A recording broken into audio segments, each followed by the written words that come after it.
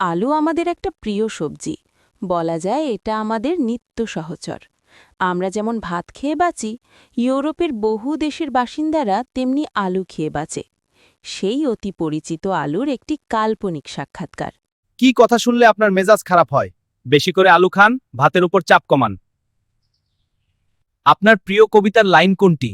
রেলগাড়ি ঝমাঝম্পা পিছলে আলুর দম। আপনার প্রিয় গান কোনটি?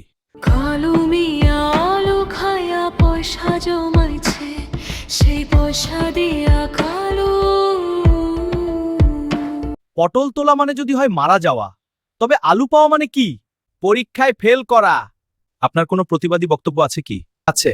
আলু বোখারা আমাদের গোত্রের নয়, সে আমাদের নাম নকল করে বেআইনিভাবে তার নামের সঙ্গে জুড়ে দিয়েছে। আপনার কি দুঃখ হয়? হ্যাঁ, মাঝে মাঝে দুঃখ হয় যখন মনে পড়ে বেগুনবাড়ি বলে ঢাকা শহরে একটি জায়গা থাকা সত্ত্বেও আলুবাড়ি নামে কোনো জায়গা নেই। আপনি কি জানেন আপনার সম্বন্ধে সবচেয়ে জনপ্রিয় উক্তি কোনটি? হ্যাঁ, জানি। তা হলো, মায়েরা আলু ভর্তা বানাইয়া দিমু। কখন আপনার ভালো লাগে? যখন শুনি পাবলিক বলে আমাদের সিনেমার নায়কদের চেহারা নাকি আলু মার্কা, সত্যিই তখন গর্বে বুক ভরে ওঠে।